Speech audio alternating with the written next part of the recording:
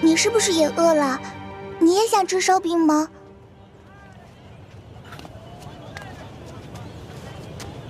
小妹妹，哥哥不饿，是哥哥的妹妹饿了。你能把这张白面烧饼分给哥哥一半吗？等将来，哥哥一定还你10张肉饼。真的，你没骗我。真的，我没骗你。好吧，我相信你。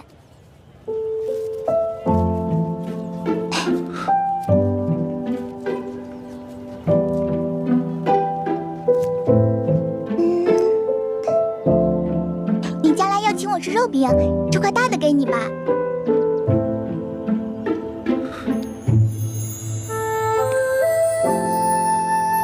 小妹妹，你真好。你能告诉哥哥你叫什么名字吗？我叫喜儿。喜儿，真好听。娘，来稻米了。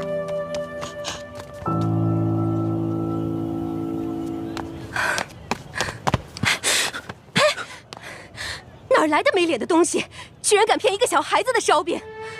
这个烧饼可是我当罗培家的银簪子才换来的，居然被你骗去一半。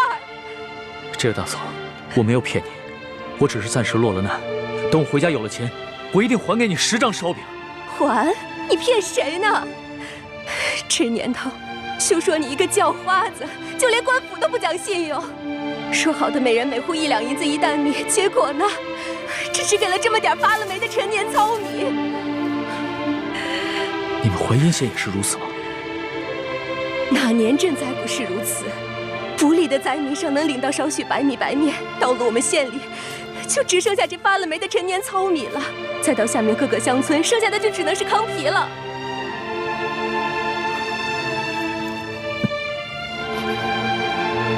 哎呀，喜儿，以后可不能这么傻了，这些人都是骗子，骗你的。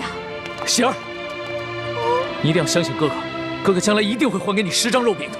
我呸！还不快滚！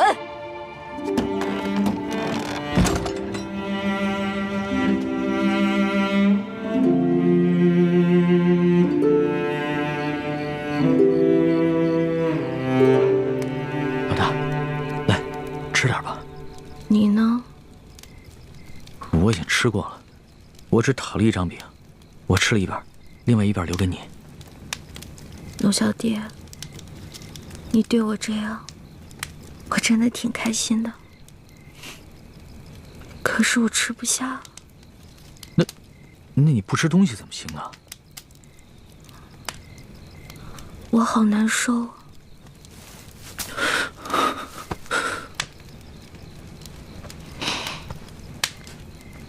龙小弟，我这个老大可能要先行一步了。别说胡话，咱们2个可是拜过把子的，说好了要男同党同生共死的，所以为了我，你一定要撑下去。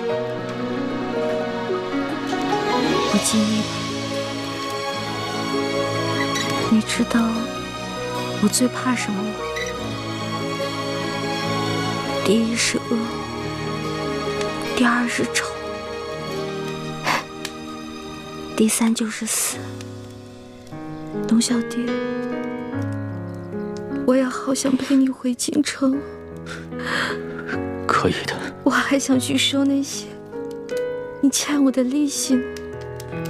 放心吧，人不死，账不烂，你一定好好撑着。要是你不在了，我赖账了怎么办？你不会赖账的，你还会整顿吏治，革除疾病，让老百姓过上好日子。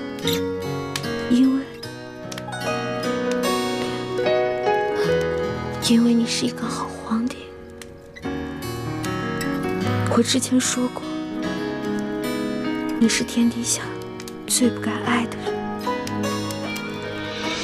可是我现在收回这句话，你真的很好。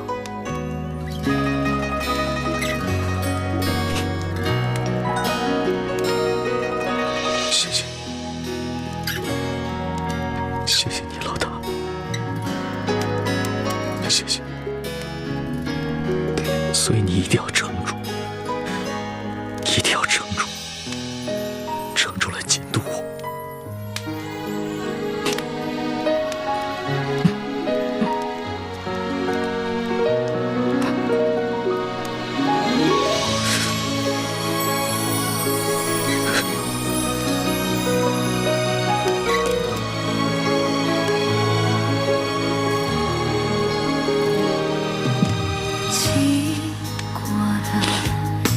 龙小弟，你哭了。原来龙珠是咸的呀。这是我第2次看见你哭了。其实，我原本以为，在我父母死了以后，我就已经是铁石心肠，不会再哭了。没想到，上一次我是为了百姓，而这一次，只是为了你一个人。有你这句话，我死也知足。老大，你不会死的，老大，你不会的。老大，老大，老大，花儿，老大，老大，老大。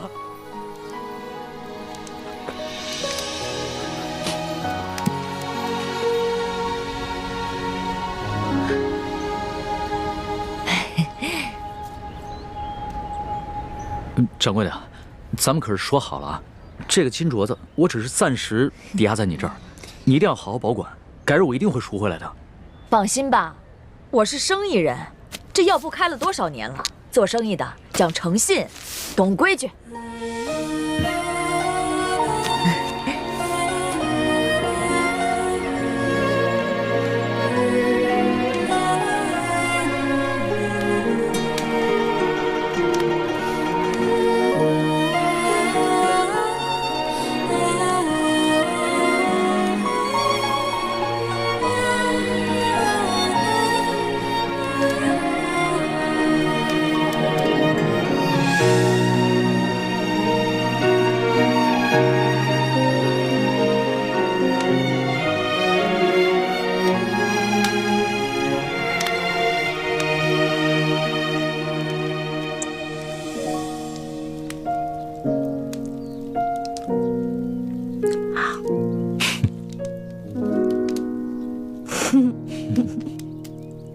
傻死了，你干嘛一直看着我笑啊？在这种穷乡僻壤的地方，我都快愁死了。我本来也快愁死了，但是看到你伤有好转，我觉得特别开心，就是想笑。你知不知道，这次你整整昏迷了3天，我都快绝望了。本来呢，我都到阎王爷那儿去报道了，结果阎王爷说：“哇，这个小姑娘太能吃了，养不了你，回去吧，回去吧。”我就被遣送回来了，继续祸害你来了。你只是第一次帮我缝了衣服，戳破了手，我可是把太多第一次都给你了。打水、烧火、煎药、收拾屋子、偷人家地瓜，还有帮你清理伤口。我就知道你会说这句不正经的话。不过今天早上我醒来的时候，我看到你没有把我推开，我心里就觉得这一切都值了。龙小爹，你得跟我发誓，这件事情不许告诉任何人。好，我发誓，不告诉别人，替你保密。咱们明天雇辆马车回京城吧。我也想早日回京，你身子受得了吗？我的身子都已经好了。龙小爹，你是条龙，所以你应该回到海里去。我这个只会吹牛的老大根本保护不了你，万一你在外面遇到危险了，那我就算死上10000次，也不足以弥补我的罪过。呸呸呸，死什么死？我知道了，我准备一下，明天一早就出发。哎，你就打算穿这件脏兮兮的衣服出去啊？怎么了？不是你说冷的吗？我现在已经不冷了，龙小弟，你好歹是个皇上啊！不能这么不体面。那，你看看你，刚一醒来就开始奚落我了啊？哪有？别！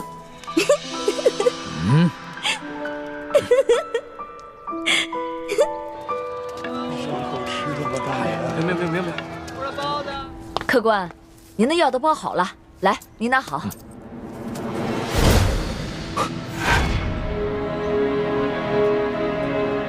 掌柜的，你的金镯子哪来的？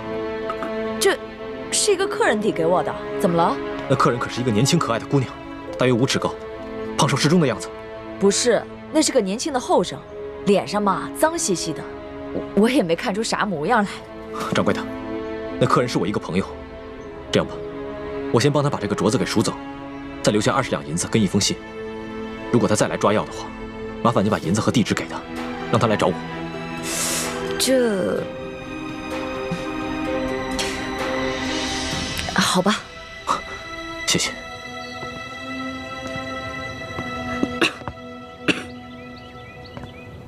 龙小弟怎么还不回来啊？是不是发生什么意外了？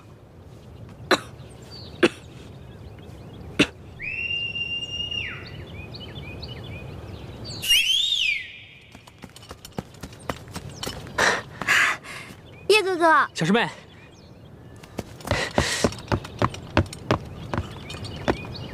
叶哥哥，你怎么才来啊？我早就来了，这几天我四处寻你，可我发出的讯号，你为什么一直不给我回应啊？我这2天不是重伤昏迷了吗？所以就没听到你的信号。你昏迷了？伤得这么重？没事儿，你看我现在都好。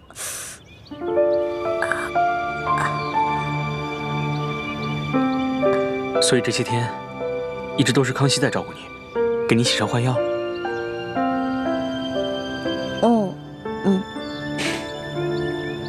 好了，外面风大，我们进屋说吧。好，进来吧。快进来，坐。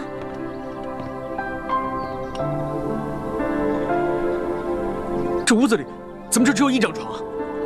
那这些天你和康熙……叶哥哥，你千万别误会，这2天我晕得7死8活的，什么都不知道。康熙是一直在照顾我，但我们什么都没有发生，真的。算了算了，你这次大难不死，已经是不幸中的万幸了。你放心吧，我会替你保密，不会告诉大师兄的。还是叶哥哥好，叶哥哥最好了，什么都替我着想。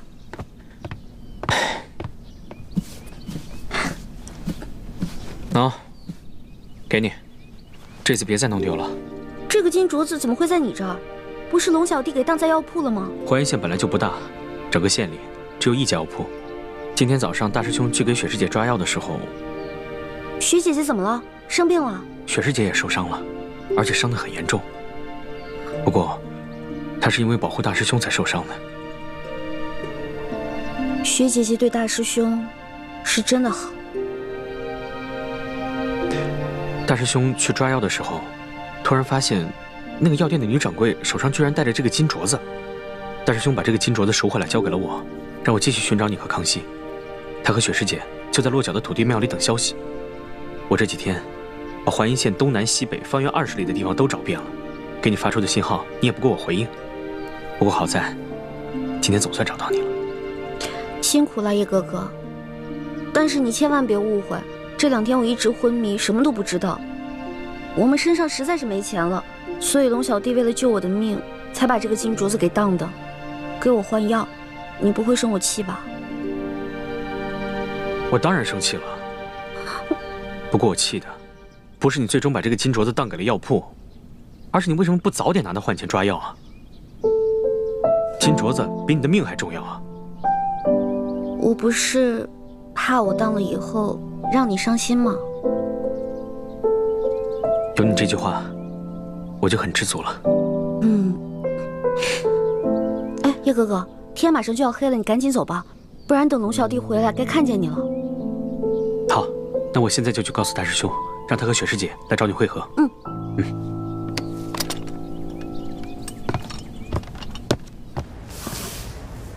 您的朋友给你留了一封信，让让你按信上的地址去找他。谢掌柜。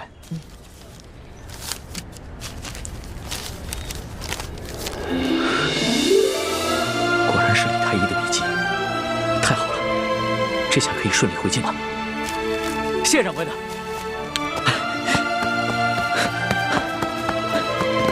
哎，小哥，小哥，我想请问一下，这10里铺的土地庙怎么走啊？前面转个弯就到。不过这土地庙出事儿了。出什么事儿了？就在1炷香前，一大堆官兵过去，说是捉拿什么通缉要犯。我劝你啊，还是别去了。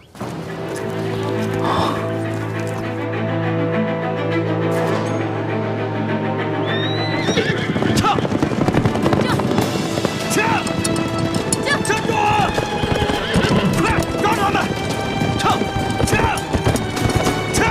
站住！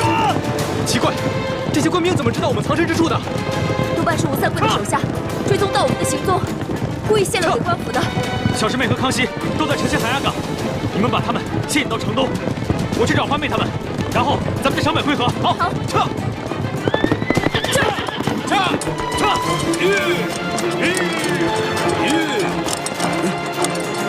这2个才是通缉令上的要犯，不要中了调虎离山之计。追！撤！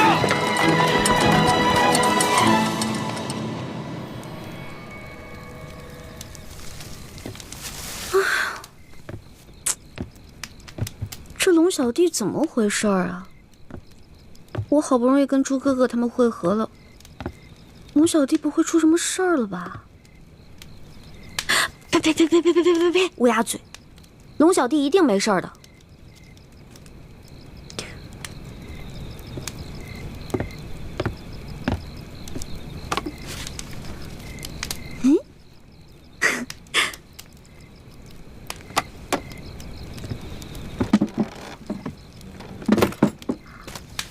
孔明灯哎！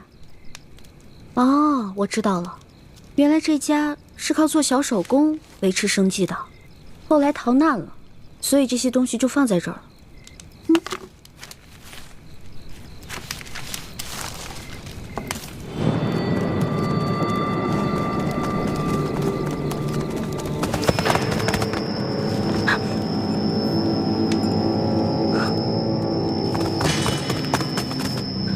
我的伤还没好，跑不了太长时间，必须在短时间内甩掉他们，找个地方藏身，才有可能逃脱。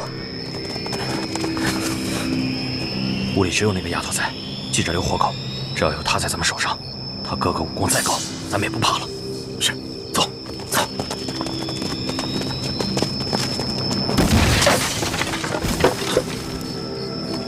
不对，快追！这边，快！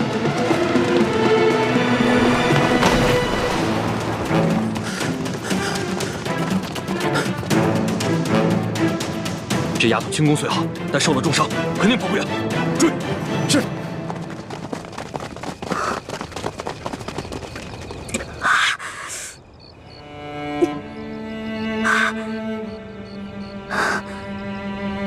一环，别怕，你一个人逃了，只活了一个李一环。可龙小弟若是活着，就能救天下无数苍生的性命。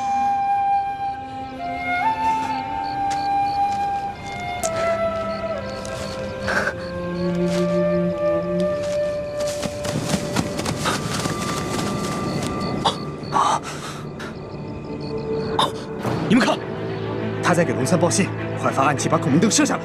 不行，这狗有巡查暗器都射不到。先抓住那丫头，走。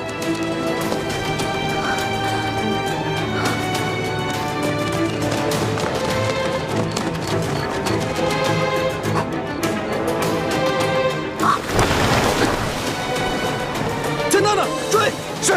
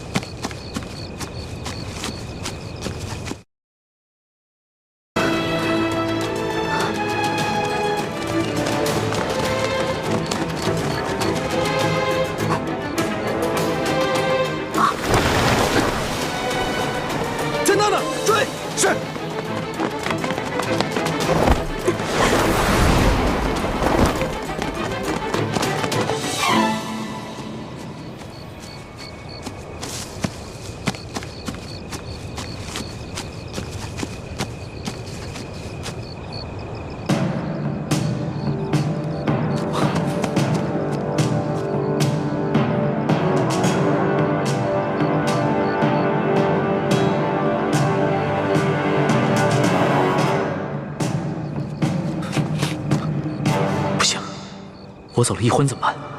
他冒险向我示剑，一定会暴露自己的藏身之处。他轻功虽好，但此刻重伤未愈，一定会很危险。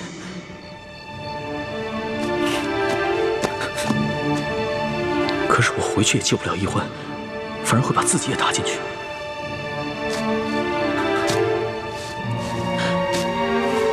易欢几次为我不顾生死，我却自顾自逃了。我如此胆小自私，又有何德可能君临天下？我不仅是易欢的龙小弟，更是大清的皇帝，又岂能因小失大？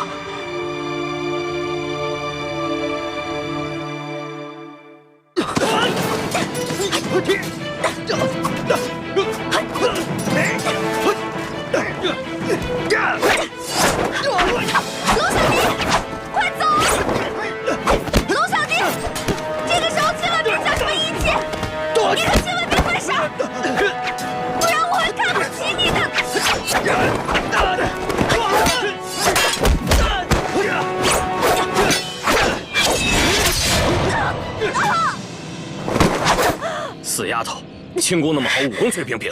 现在我刺伤了你的脚，看你怎么跑！带走。是。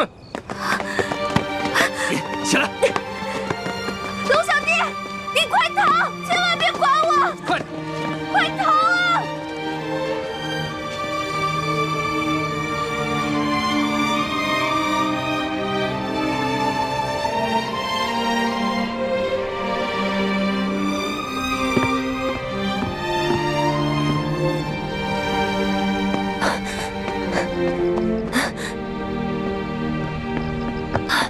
大师兄，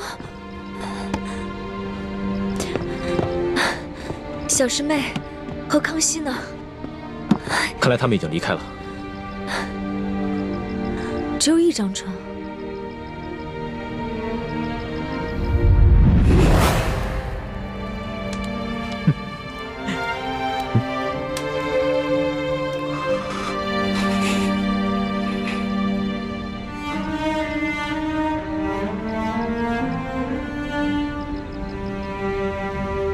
大师兄啊，倾城，你没事吧？没事，没事。你的伤还没好，这一路逃避追杀，怕是又把伤口震裂了。要不你先去找他们吧，找他们要紧。现在这里是安全的，你在这里休息一会儿，我先去找他们。嗯，我行动不便，就不拖累你了。一定要小心一点，如果发生什么意外的话，马上发出信号，我立刻赶回来。你放心，我只是腿受伤了。一般杀手还近不了我的身。好。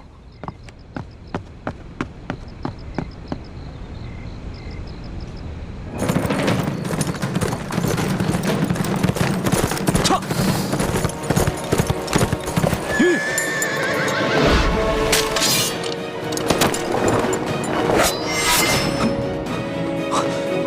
主子，怎么是你啊？易欢呢？就易欢。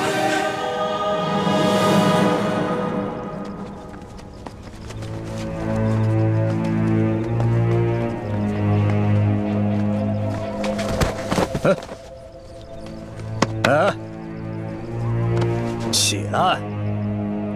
刚才跑得跟飞似的，这会儿装死。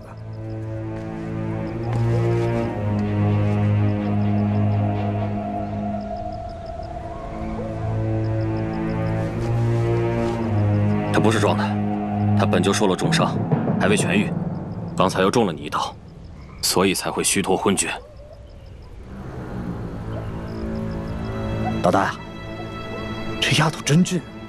反正二公子说了，把龙三他们一行人全部杀掉，不如咱们先……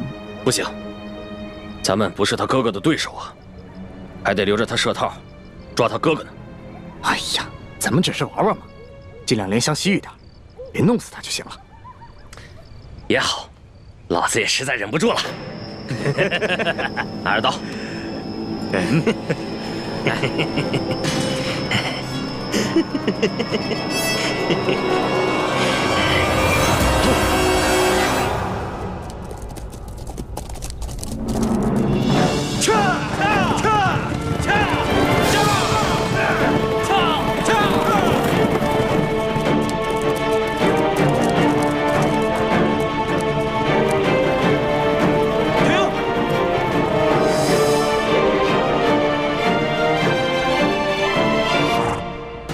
么了，苏大人？快准备接驾！接驾？皇上在哪儿啊？那个穿补丁衣服的就是皇上。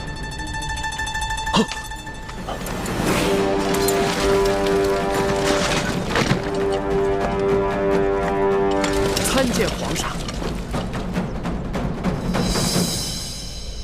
皇上，奴才救驾来迟，请皇上恕罪。你要是再晚来几天，说不定朕就要去见先皇和太祖皇帝了。奴才罪该万死。皇上，索大人跟大赛在途中遇见不明身份匪徒的袭击，九死一生，才找到玉巴赞将军的军营。刚一到营门口，就因失血过多晕了过去，好不容易才死里逃生。他宣读了皇上的密旨之后，没顾伤好，就跟玉巴赞将军赶去山西太原，在途中遇见了奴才，得知了皇上已经启程返京，所以才一路追了下来。朕已经知道了，都起来吧。谢皇上。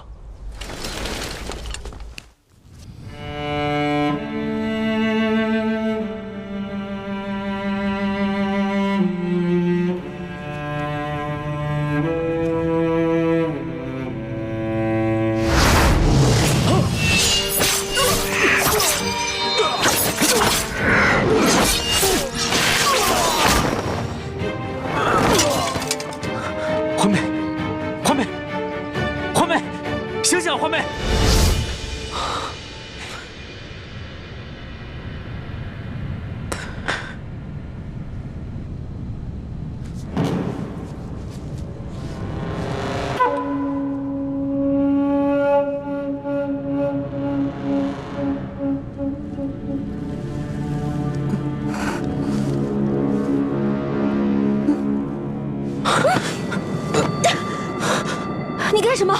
你干什么？我滚！小师妹，我走。小师妹，我也是一时冲昏了头，情不自禁。情不自禁？你还有没有一点廉耻心？你明明知道我跟大师兄定了亲，我是为了大明的太子妃啊！你还知道你跟大师兄定了亲，是为了大明太子妃？那你还跟康熙？你可以和大秦的狗皇帝亲热，我亲你一下，就变成了不知廉耻是吧？你怎么能说出如此的话？你走！我不想再看见你了。小师妹，我错了，我错了。那要不我现在带你去找大师兄啊？你是不是一直知道大师兄在哪儿等我们？你为什么不带我过去？你把我抱进山洞，到底想干什么？走！滚！我数3个数，如果你再不走的话，你再不走我就咬死自己。好，我走。3，我走。滚！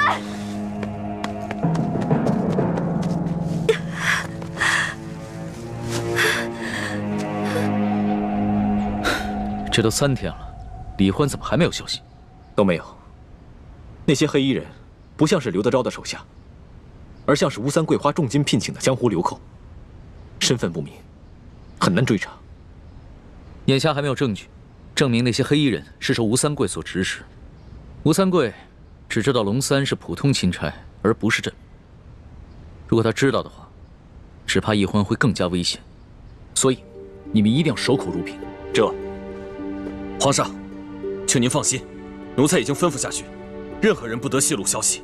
其二，为了避免打草惊蛇、危及圣安，奴才及手下将士未惊动地方官府，而只是秘密行军。你做得很好。皇上，那这刘德昭该如何处置啊？刘德昭乃胆大包天之徒，岂会束手待毙？若能逼得他叛乱，岂不是好？皇上，刘德昭居然敢下令通缉皇上，害得皇上9死1生，更害得臣妹生死未卜。臣恳求皇上立刻下旨，将其处以极刑，灭其9族。这个刘德昭纵然将他挫骨扬灰，也难消朕的心头之恨。臣愿意传旨问罪，捉拿刘德昭，为皇上分忧，为臣妹报仇。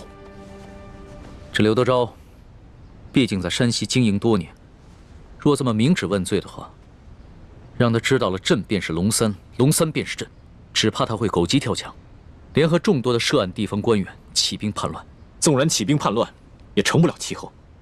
玉巴赞手下都是以夷敌十的8旗精锐，一定能把他们收拾干净。皇上，奴才愿立下军令状，替刘德昭的人头来见。不必了。犯下滔天大罪的只是刘德昭等贪官，他手底下的官兵也是我大清的子民，又何必激起兵变，徒生内耗？皇上，那您的意思是？刘德昭此时啊，一定知道龙三被玉八赞给接走了，他一定会心虚。如果朕所料不差，他弹劾龙三的折子已经在快马送往京城的路上。待朕回京之后，朕派一个老成持重的官员去接近刘德昭，就说他和龙三互相弹劾的折子，朕都已经看到了，朕不能偏听偏信，要宣他进京，和龙三当面对质。哎呦，哈哈哈哈！皇上，您这可太英明了。想那刘德昭自是手里面有假圣旨、假玉玺，他必定想侥幸最后一搏，这样，他很可能会老老实实的进京来对质，到时候我们便可不费一兵一卒，让他自投罗网。想不到他经历了如此大病，受了那么多此前从未受过的屈辱，还能如此冷静。若换了我，只怕会亲自率兵去捉拿刘德昭，一块凶夷。又如此强敌，我要光复大明谈何容易？皇上，既然如此，那就请皇上尽快起驾回京吧。眼下一欢还生死未卜，朕放心不下。是啊，皇上，世淑姑娘是下落不明，可是您留在这山西，那也没有什么益处啊。建清，你快告诉我，玉欢是不是已经……我不会再也见不到玉欢了吧？叔父放心，玉欢不会有事的。啊？难道你已经有了玉欢的下落了？只是瞒着皇上？虽然没有十足的把握，但是也发现了一个关键的线索。玉欢现在是安全的。那你为什么不赶快把他找回来呀？自从鳌拜在康熙面前点明我们兄妹的真实身份之后，康熙表面上不动声色，其实早就对我们兄妹存下了一份戒心。不过经过这几次我们兄妹出生入死的救护他的戒心应该已经消除了。但若是让奕欢这么轻易地回到他的身边，说不定他反而会误以为这一切不过是我兄妹设计的苦肉计而已。你的顾虑也不是杞人忧天，但你可知，不仅皇上，就连索额图也在暗中怀疑你们了。索额图？难道他发现了我们的什么破绽？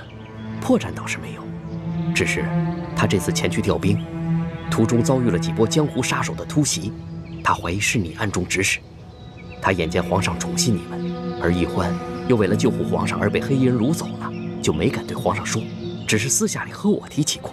所以我马上把你叫出来，就是想提醒你，一定要当心索额图。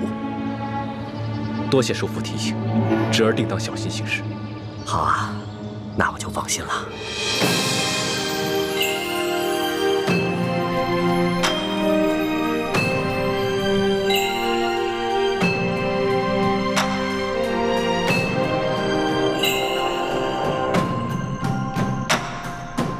皇祖母，可是有皇上消息了？索额图派人送来了密奏，他跟玉八赞已经顺利的接驾，皇上平安无事。阿弥陀佛，妾身这悬着的一颗心，也总算是放下来了。不过皇上目前不想回京，为何？皇上在索额图搬取援兵之时，接连遭遇了官兵和几路神秘杀手的追杀，幸亏李氏兄妹舍身相救，才脱离了险境。李焕为了引开杀手，下落不明，生死未卜。这李奕欢本来就是奴婢之身，为皇上牺牲乃是分内之事。难道皇上为了寻他，就这么一直不回京了？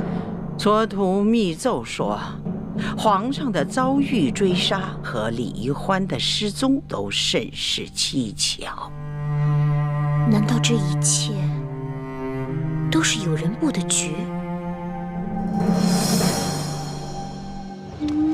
来，娘，你先吃。娘不饿，你吃啊。娘骗人，我明明听到娘肚子在咕咕叫。喜儿，还认得我吗？哦，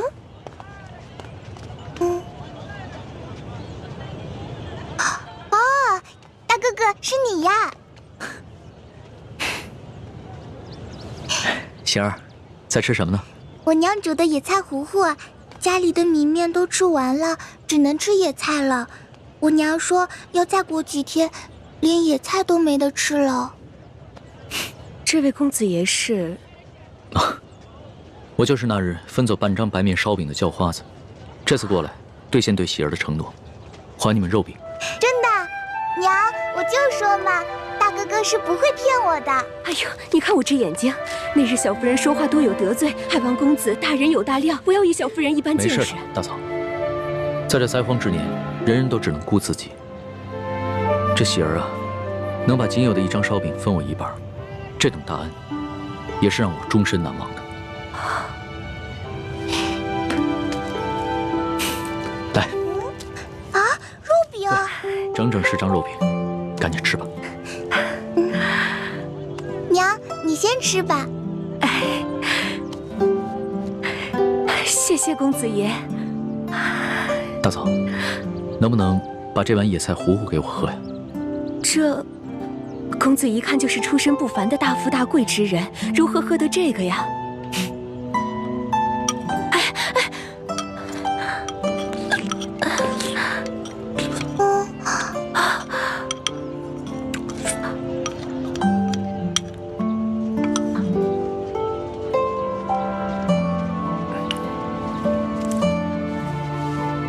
大嫂，这是周钱。这可如何使得？没事，收下吧，这是我欠你们的。相信我，很快朝廷就有新的赈灾措施下来，到时候就再也没有人能骗得了你们了。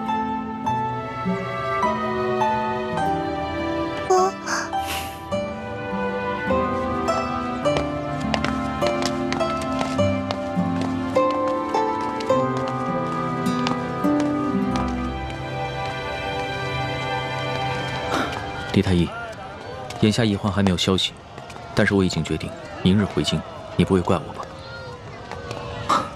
主子言重了，主子乃万圣之尊，不宜久离京城。而且太皇太后已经传来懿旨，催主子回宫了。最重要的是，眼下山西有数十万的灾民急需朝廷的救助，更有看似表面祥和，其实已经危机四伏的朝局，需要我去治理整顿。这也是义婚为何宁可牺牲自己，也要救我的原因。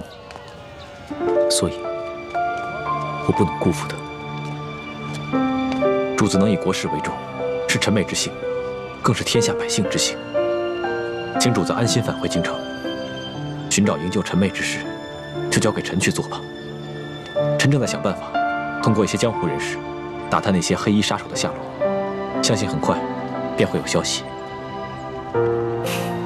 那一切都拜托你了。其实，在我的心里，你已并非我的臣下，而是我的朋友。义欢更是我唯一的红颜知己。如果他那将是我穷尽终生都无法弥补的遗憾。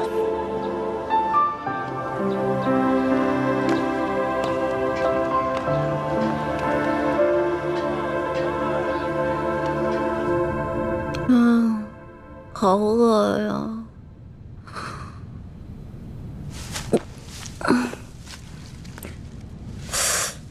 伤也好的差不多了，要不然出去找点吃的。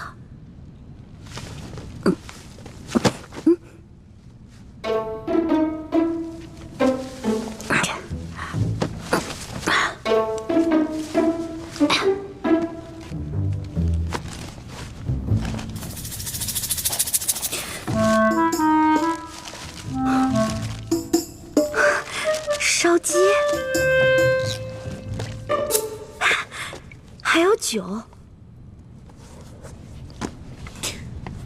进来吧。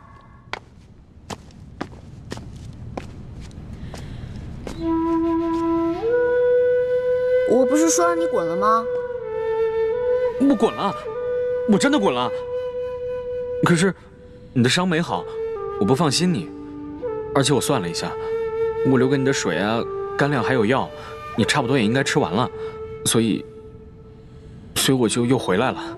你如果真的关心我，就应该把我的行踪告诉朱哥哥，让他来接我。没脸见他。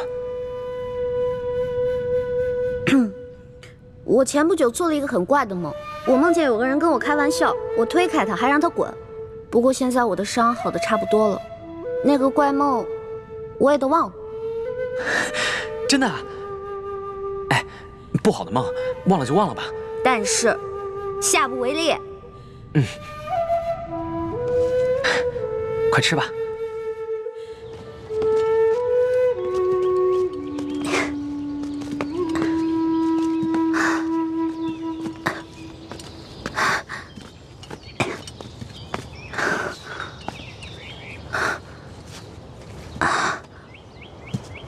康熙和大师兄他们就在前面5里外的林子里扎营，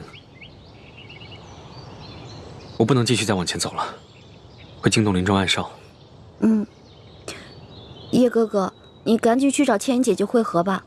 这几天她一直在吴应奇那边帮你撒谎，一定很辛苦。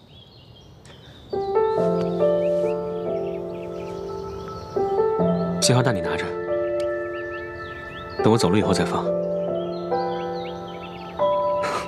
我不想和大师兄碰面。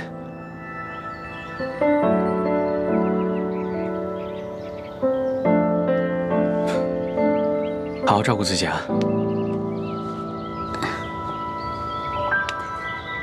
保重啊，叶哥哥。你也是，京城再见，保重。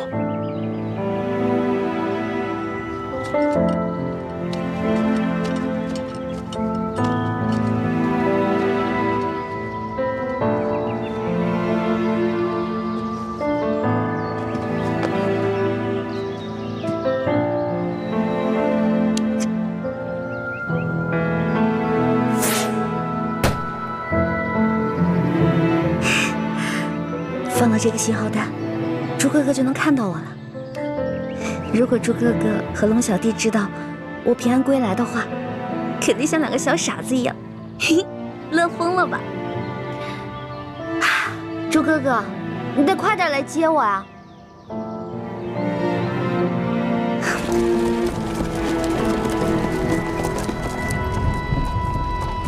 文心，你的伤怎么样了？已经没有大碍了，多谢皇上关心。以前在宫里啊，朕只觉得你温婉博学、知书达理，没想到你还如此有胆有识，屡次不惜性命救朕。就只此一点，整个后宫无人能及你。那叶欢呢？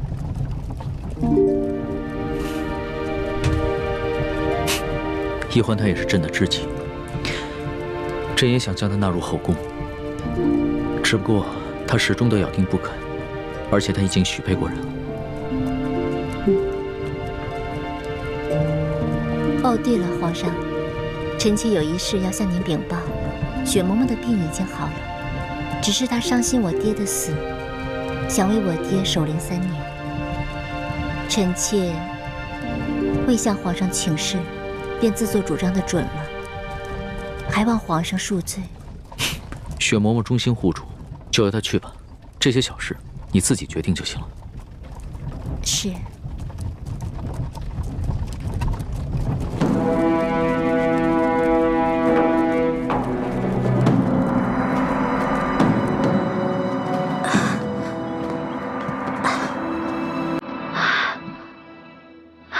朱哥哥，你到底有没有看到我给你发的信号啊？为什么还不来接我呀？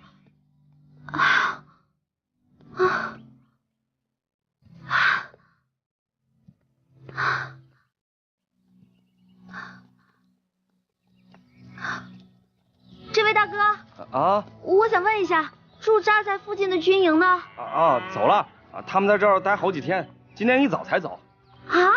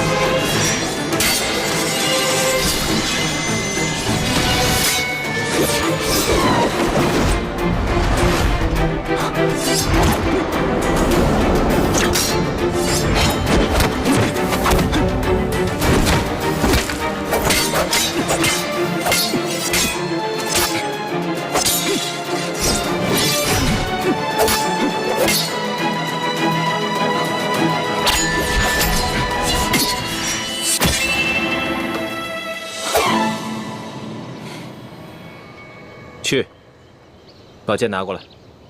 再来。不必了。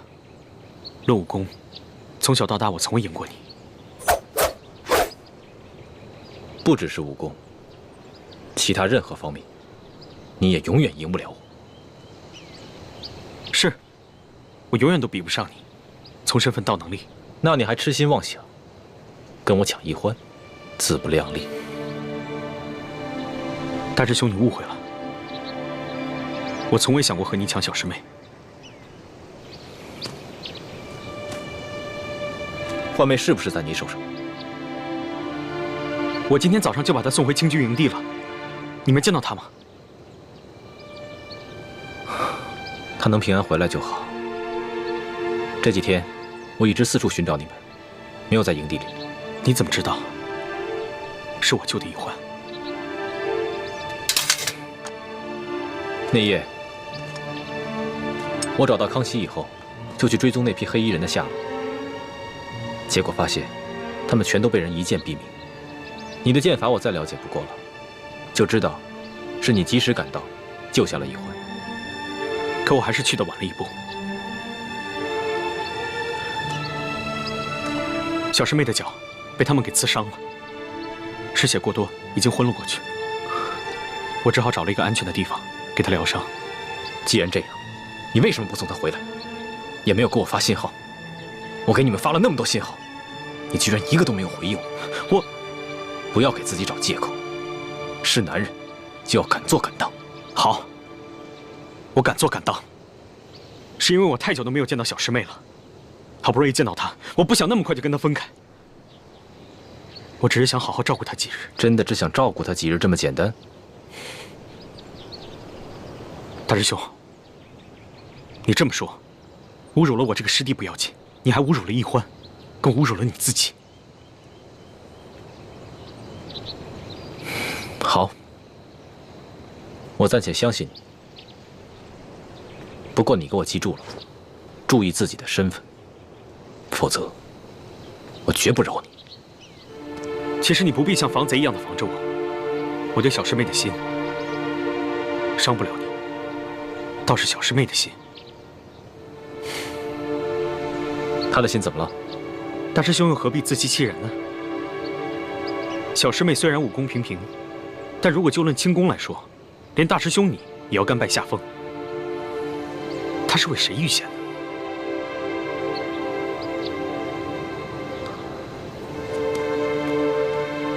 这没什么，我跟倾城也救过康熙，我们都不过是想利用他，颠覆大清朝廷而已。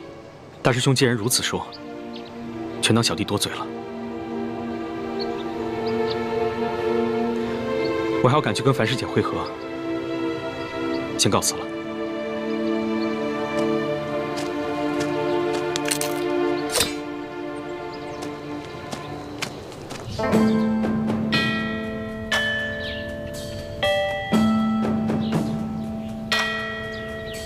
皇上离宫月余了，若是没什么意外，也该回宫了。妾身心里也是这般想的，今儿一早很早就醒了，就盼着皇上能早点回宫。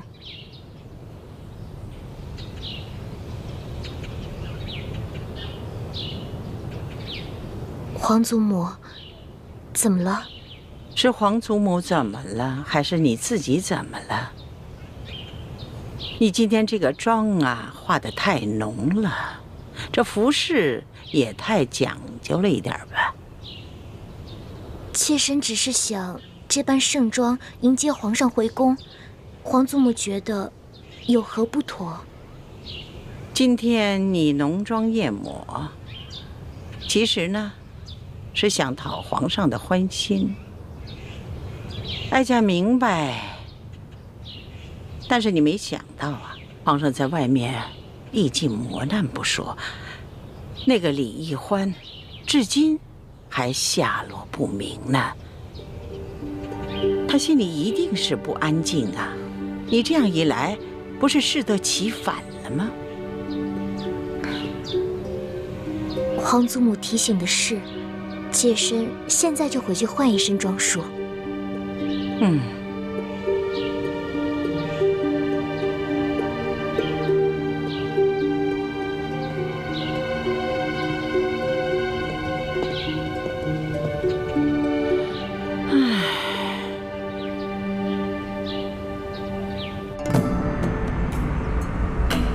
孙儿给皇祖母请安。皇上啊，快请起呀！来，坐下，坐下。哎，都起来吧。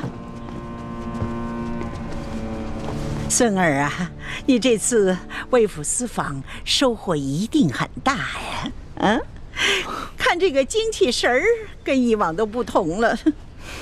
皇祖母，此次出巡确实受益匪浅。大有出宫一趟，胜读10年书之感。那为何要愁眉不展呢？叶欢为了救孙儿，落入了一群黑衣蒙面人之手，至今生死未卜，下落不明。孙儿的心里很是担心。这一皇姑娘能够拯救皇上，这是她的本分呢，这是应该的，这是她的荣耀啊！哀家一定会派人把她寻找回来才是。皇上不必太难过。皇后，朕还是第一次见你穿这么素的淡妆呢。皇上微服查访赈灾，受尽磨难，妾身在宫中理应与皇上同心，与民同忧，自然要穿得素淡一些。皇后有心了。对了，朕还有一件事要与你商量。皇上言重了，无论任何事情，妾身都听凭皇上裁夺。哎，你是这后宫之主，这后宫中的事情，当然要征询一下你的意见。此次丽嫔随朕出巡，几次为了救朕，不惜牺牲自己的性命。她的爹爹舒剑也因公殉职，只留下这么一个孤女。所以，朕想升她为。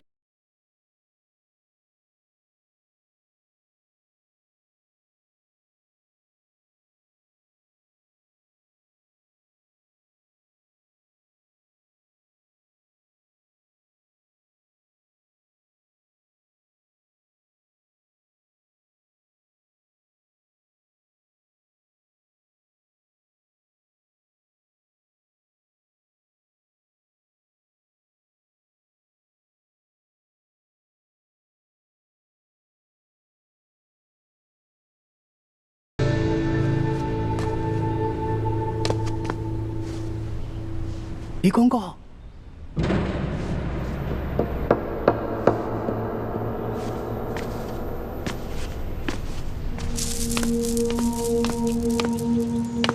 叽叽喳喳的，怎么这么没规矩？什么事？之前皇上不是吩咐过，一旦有世淑姑娘或者李太医的消息，就立刻过来禀报吗？怎么样？可是有易欢的消息了？回皇上的话，暂时还没有世淑的消息，只是李太医回来了。皇祖母，那就让皇后在这陪您聊会儿天儿，虽然先行告退。恭送皇上。怎么样？你可找到易欢？他可安好？他不是回营地跟皇上会合了吗？没有啊，怕是他回营地的时候，你们已经撤走了。当时还算安好，只是脚受了点伤。现在怎么样，我也不知道。你怎么会不知道呢？你为何不跟他一起回来？皇上，臣并没有找到易欢，而是发现他从黑衣人手上逃脱的一些线索，所以我还以为他已经跟皇上一块回京了呢。这皇上平日里一向性情稳重，唯独听到李易欢的消息，就立马沉不住气了。皇祖母息怒，这李易欢是为了救皇上，才落入了身份莫测的江湖人手中。皇上难免会关心则乱。是啊，太皇太后，这些江湖杀手的来历，的确是有些蹊跷。有何蹊跷？奴才去搬救兵的途中，也遇到了几波这样的江湖杀手，而且这帮江湖杀手对奴才的行踪那是了如指掌，而刺杀皇上的这帮杀手，他们对皇上的行踪也是了如指掌，这就说明皇上的身边可能有内奸。啊！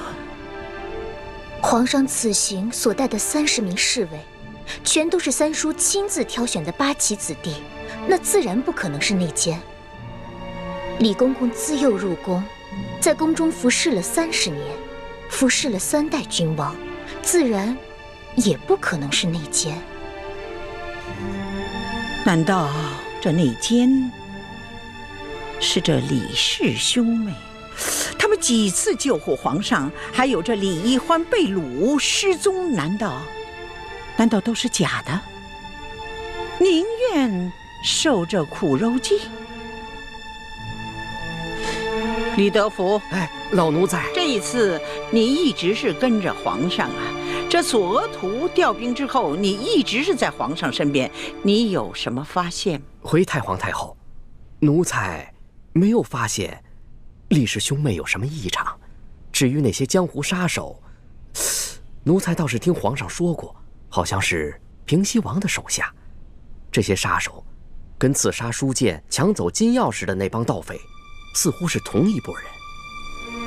吴三桂，这也有可能。难道这李氏兄妹是吴三桂的人吗？依奴才一路上的观察，没有发现这李氏兄妹跟吴三桂有什么瓜葛。太皇太后，在没有确凿的证据之前，恐怕还不宜妄下论断。奴才所说的这一切，也都是奴才个人的一个猜测，还请太皇太后把这些话都放在自己的心里，千万不要对皇上提起来，否则这皇上又要怪奴才在这多嘴了。放心吧，哀家自有分寸。这。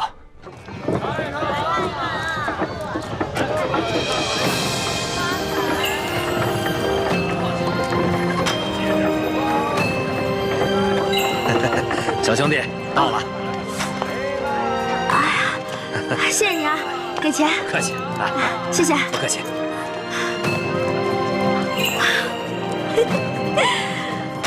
我终于回来了，猪哥哥、龙小弟，你们都想死我了吧？这就是一车稻草。赶紧给我做一桌好吃的，迎接我吧。哎呀！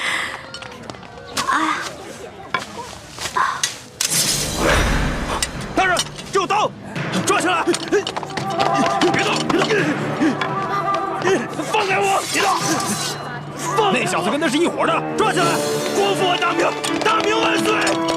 别动！你们干什么？你们抓错人了！我不认识他，我腿脚不好，我搭车的，我跟他不是一伙儿。那你跑什么呀？我看你抓乱党，我害怕，我就跑了。对，那小兄弟说的没错，他就搭我的顺路车，你们休得冤枉他。啊！你越是着急撇清，爷我心里就越明白。带走。哎，我不是。你给我老实点。还敢说你不是乱党？寻常女子哪会女扮男装掩人耳目的？给我一起带走。不冤枉。走。